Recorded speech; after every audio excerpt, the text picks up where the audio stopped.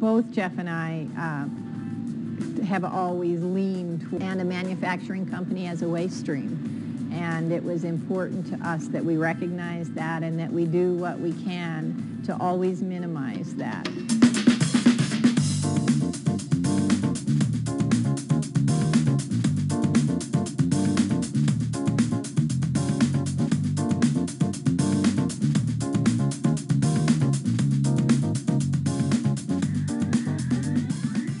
Founded by an electrical engineer and a social worker, it only makes sense that New Belgium Brewery has always looked for ways to operate both efficiently and in a socially responsible manner. By embracing new technologies, seeking out alternative forms of energy, and reducing their waste, New Belgium strives to make smart business decisions and to do well by the environment each and every day. Environmental issues, in the past, were viewed as a no-win situation because you either helped the environment and killed business or helped the business and killed the environment. Companies such as New Belgium have revolutionized this idea and exemplify how companies can not only be environmentally conscious but also make long-term profit in the process. We have two core values and beliefs at New Belgium that speak to environmental ethic, and my job is to really talk about those, which is really fun because a lot of what we're doing at the brewery is just infused into every area of the brewery. I started in homebrewing back in 1980, sharing a house with a guy who came home one day and said, "Hey, I heard you can make beer at home." And I looked at him and said, "I think you're crazy." But the next day we went out and bought some ingredients and made beer. And it was a semi-disaster and exploded and did all kinds of terrible things. This infusion of environmental ethics and planning within New Belgium Brewery began early on when Jeff needed a way to condense the full brewing operation into the basement of his home. In order to do this, it was necessary to turn to technology that was not only innovative, but also efficient. Banks would not give us business loans, and we weren't particularly interested in taking on business partners. So I came up with a design to put the brewing operation in the basement of our house. Because of the low capital investment, that we were able to concentrate on making quality, somewhat esoteric beers and not needing to look for a high volume wide market in order to make the business somewhat profitable. Jeff's interest in brewing beer began in Belgium while on a family vacation. He was impressed with the variety of beers that Belgian brewers were able to offer just by turning to ingredients not often used in other areas by brewers. Upon his return to his home in Colorado, Jeff employed the new techniques that he had learned in his own brewing creations and was quickly earning rave reviews from both friends and family alike. Jeff's ability to think outside the box in his beer creations is also what allows him to think differently than many companies in terms of how the actual brewing process will occur.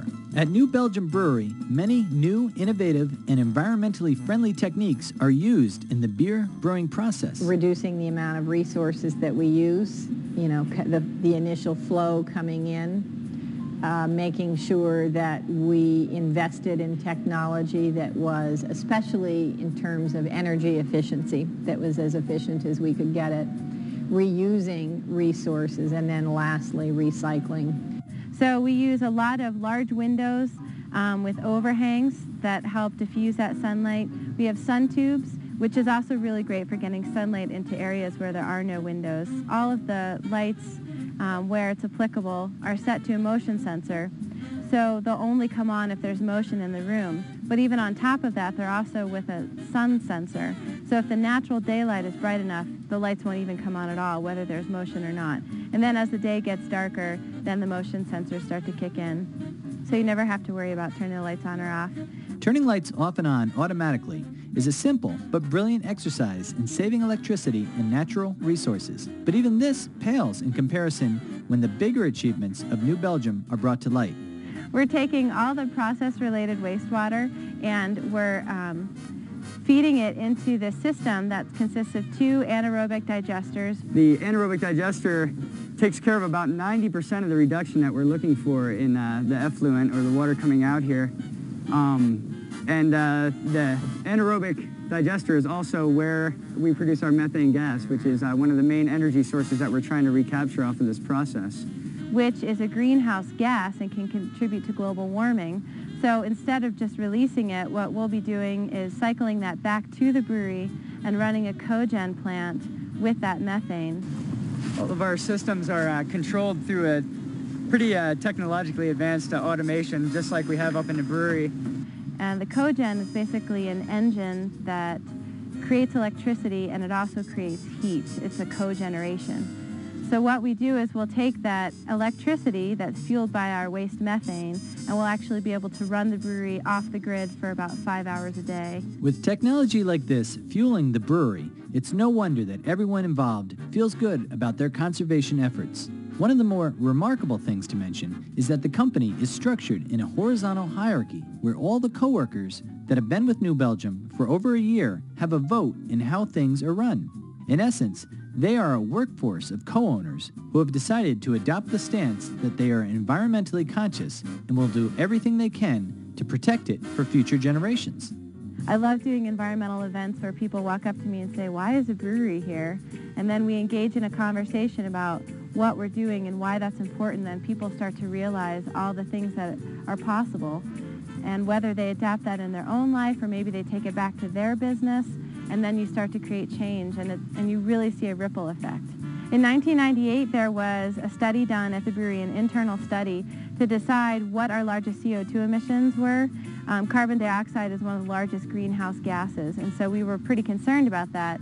And it's also a natural byproduct of fermentation. So what we did was we conducted this internal study thinking that it was going to be coming off of fermentation. And what we realized was that our largest CO2 emissions were actually coming from the coal-fueled power plant that supplies us with our electricity and is the main electricity source for the city of Fort Collins. And it just so happened at that time that the city of Fort Collins had a brand new wind program, and so we contracted with them to do 10 years of 100% of our energy usage, which enabled that program to actually continue on. It was really teetering on the point of non-existence. And so after a unanimous employee vote, we decided to go with that wind power program. For us, going wind-powered was a decision that we made because it was the right thing to do. For some people, this would have been a difficult decision when trying to balance personal gain with social responsibility. Not for the employee owners of New Belgium, who not only voted to make the conversion, but also voted to dip into their bonus pool to help finance it. Now that's a culture of social responsibility within a company. This is because for New Belgium, it's not just about being environmentally friendly. It's about striving towards sustainable growth. Their desire is to reach their economic goals and meet their present needs without harming the ability of future generations to meet their needs. From that came all kinds of great exposure from the media and also from our consumers. We're excited to see that. And again, it was a decision we made based on an environmental ethic, but now all of a sudden here we're seeing all these exciting benefits from that that aren't environmentally related, yet it wouldn't have happened if we hadn't made that environmental decision. As you may have noticed by this point, the New Belgium Brewery has developed a solid practice of business ethics and social responsibility. The interesting thing to note is that they're not all one and the same. Business ethics are the principles and standards that determine acceptable conduct in business organizations, whereas social responsibility is a business's obligation to maximize its positive impact and minimize its negative impact on society. So some number of years ago, we decided to give $1 per barrel to philanthropy. Social responsibility can be split into 4 categories: economic, legal, ethical, and voluntary. What makes New Belgium Brewery special is that a lot of their initiatives are voluntary, so they're being truly proactive as opposed to reactive. The philanthropy committee is made up of about 15 members. It's all kinds of people from the brewery, from production to management. And what they do is they get together, and once a month we sit down, look at the proposals that nonprofits have sent in, and we decide who we would like to fund. It's close to 5% of our profit. So we feel very good about that, and it allows all of our coworkers an opportunity, again, to participate in the business of running the business. Social responsibility is an ever-evolving area of concern depending on the views and opinions of society at any given time. In addition, businesses need to cater to various groups: their owners and stockholders, their employees, and of course, their customers. So where does one begin? At New Belgium, they broke down responsibilities into 4 categories. We try to split our funding into 4 different categories: social issues, drug and alcohol issues, cultural, and environmental. This helps them to try to cover the wide berth of issues that are important to all employee owners. I think that the philanthropy aspect is so important in New Belgium, one, because so many people are involved in it, and it's not often that people can have, $100,000, $200,000 to sort of play with, to say, these are the causes that are important to me. These are the changes I want to help make in the world. It's just another way in which we're trying to live our values and make our love and talent manifest. We are so fortunate here that it's important for us to give back. I think that it's important that we participate in our larger community. And one of the ways, not the only way, but one of the ways that we can do that is through philanthropy. To whom much is given, much is expected, and I believe that.